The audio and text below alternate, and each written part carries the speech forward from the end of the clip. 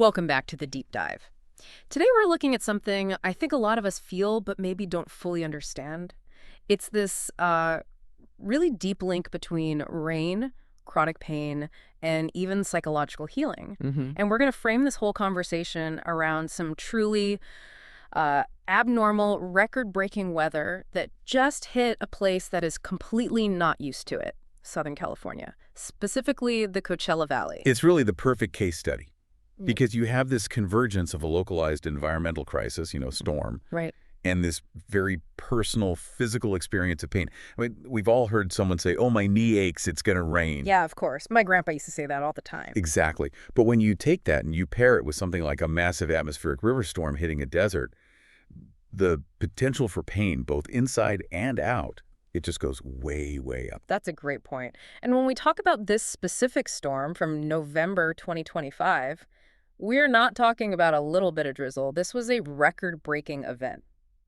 So, for context, what exactly is an atmospheric river? And how extreme was this one for a place like Palm Springs? Well, think of it like a river in the sky. It's a very narrow, very powerful stream of concentrated moisture high up in the atmosphere. Okay. And when it makes landfall, it's like a fire hose. It just dumps enormous amounts of water in a very short time. And for Palm Springs, I mean, what are the normal numbers like? That's where it gets just wild. Palm Springs averages about 0.23 inches of rain for the entire month of November, the whole month. 23 hundredths of an inch. Got it. On November 15th, in one day, they got 1.08 inches. Wow. Over an inch in a single day. It completely shattered the old record for that date, Yeah. which was less than 0.4 inches. So more than double the previous record. Oh, yeah. And to put it in perspective, that one storm dropped almost a quarter of the average yearly rainfall for Palm Springs in about 24 hours. That is chaos. It is. When you inject that kind of chaos into a desert ecosystem, you're not managing weather anymore. You're managing a crisis. And that really sets up our deep dive perfectly. So our mission today is to understand why rain can make pain worse, looking at both hard science and, some more traditional ideas. Mm-hmm. Then we'll dig into how this kind of extreme localized weather chaos actually gives us some surprising lessons about health, safety, and even how we can use sound to heal. Let's start with that immediate chaos. Because in a desert, a place that's not built for rain, the dangers are, they're immediate. And they are severe. Right. The second it starts raining in Southern California, you feel it. Roads get slick, commute times triple, and the risk of accidents just shoots up. And here's the really practical link. That increased risk of crashes and falls, that's a direct path to new injuries, new pain. The weather isn't just making old aches flare up, it's creating new ones. Exactly. And the source material really highlights these specific localized dangers. We saw flooded roads all across the valley. Key roads, like North Indian Canyon Drive and North Gene Autry Trail. They were closed because they crossed what are called washes. Okay, wait, for listeners who aren't from a desert region, what exactly is a wash? That name alone sounds dangerous in a flood. It is. A wash is basically a dry creek bed. It's engineered to carry away water during those really rare storms. And most of the time, they're bone dry. So roads are just built right across them. Often, yes. Sometimes without a bridge, because 99% of the year, they're empty. But when an atmospheric river hits, that wash becomes a high-speed, dangerous river of water and debris. They are life-threatening traps. And seeing those roads close tells you just how fast that danger appeared. Instantly. And this chaos, it wasn't just theoretical, right? The sources confirmed a really serious life-threatening situation that came from all this rain. That's right. You can see the severity in what happened in Cathedral City. They had a significant mudslide. A mudslide. Yes, and it was so bad that emergency crews had to rescue 32 people who were trapped by this sudden flow of mud. So this wasn't just an inconvenience, it was a major humanitarian event tied directly to the sheer volume of water. What I find so fascinating, and this is going to be really important later on, is just how localized the rain totals were. The environment was reacting differently, just a few miles apart. It absolutely was. The data shows this extreme variance. A station up in Morongo Valley got 1.42 inches. Okay. And just across the valley, Palm Desert recorded 1.22 inches. So pretty similar. But then, only a few miles away from that, a station in Cathedral City. The same city with the mudslide. The same city, it received just 0.16 inches. Wow. That's a huge difference. A massive difference. The environment was having these little micro-crises in hyper-specific spots. It proves that these atmospheric triggers, they are not uniform at all, even in a small area. That local chaos brings us right to our next point, the physical flare-up. We all kind of accept that rain-related pain is real, but what is the actual, the measurable mechanism behind it? The scientific view really hones in on the atmosphere.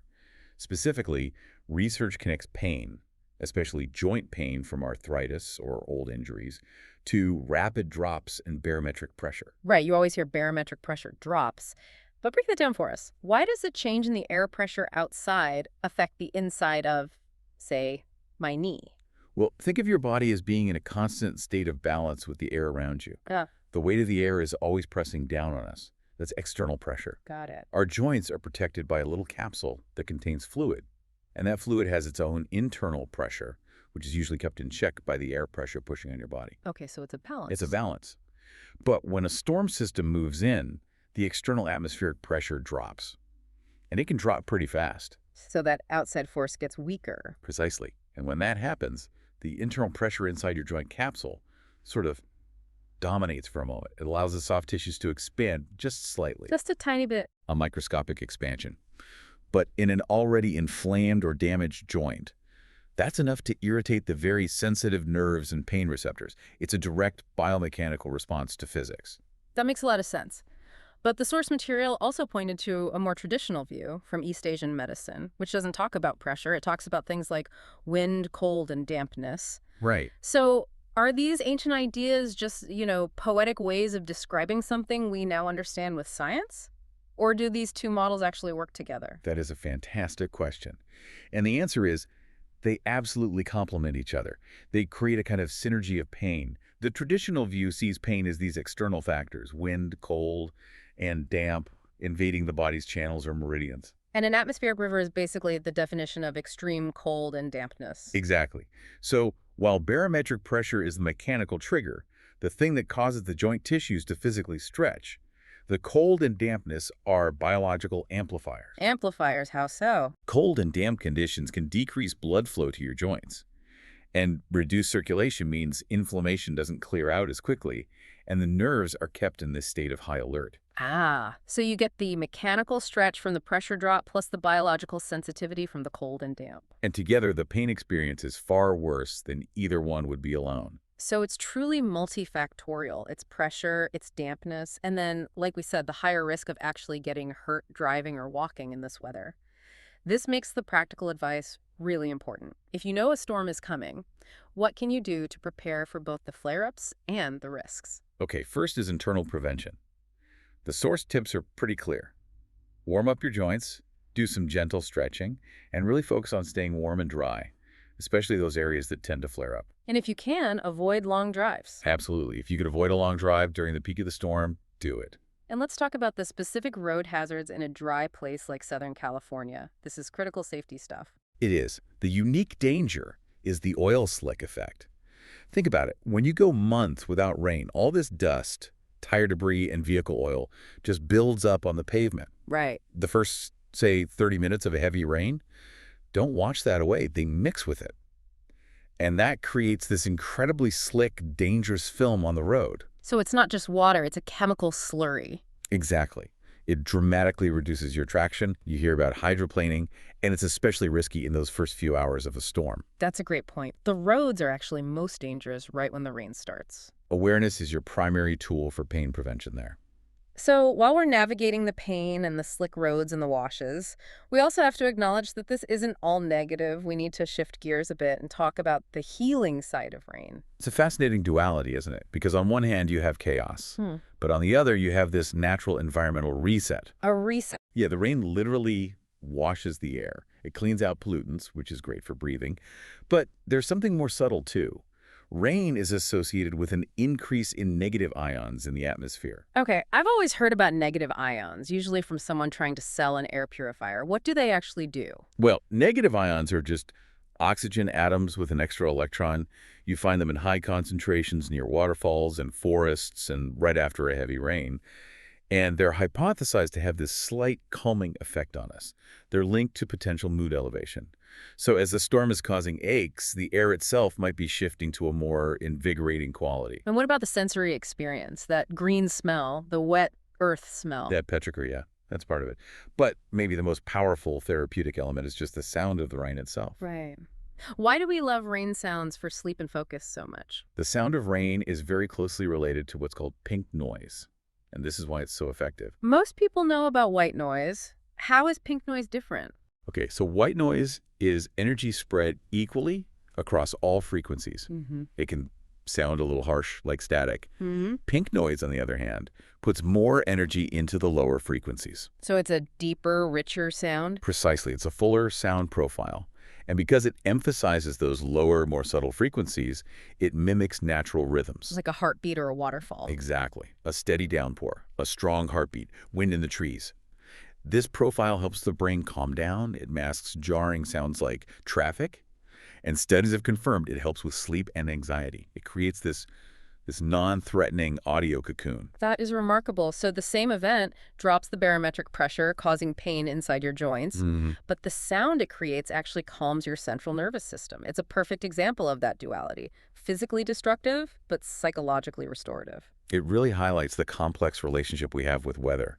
It's physical, it's behavioral, environmental, and psychological all at once. This has been a really informative journey. We've gone from the chaos of a record-breaking storm to the science behind pain flares and all the way to the calming properties of rain sound. And this convergence, it leads us right to that provocative thought that I think ties this whole deep dive together. If we accept that environmental triggers like barometric pressure and dampness cause these personal pain flares, we have to go back to that localized weather data we talked about earlier. You mean the fact that one neighborhood got over an inch of rain and just 5 miles away, another neighborhood got barely anything? Exactly. So here's the question. If weather impacts your pain so directly, and we now know that weather can vary so dramatically over very short distances, should we start treating our weather forecasts and our pain prevention strategies, not just by city, but by highly localized microweather data, down to our immediate neighborhood? That's a total paradigm shift. We look at the forecast for the big city nearby, but knowing your specific block is its own microenvironment, that could completely change how you proactively get your body ready for a storm. Think about applying that knowledge the next time you hear that first drop of rain. A storm system is never uniform, and neither is our body's reaction to it. Recognizing that micro-weather environment, that feels like the next step in proactive self-care. An excellent point to end on. Thank you for guiding us through the chaos and the calm of the rain today. We hope you feel thoroughly informed. Until next time, stay curious.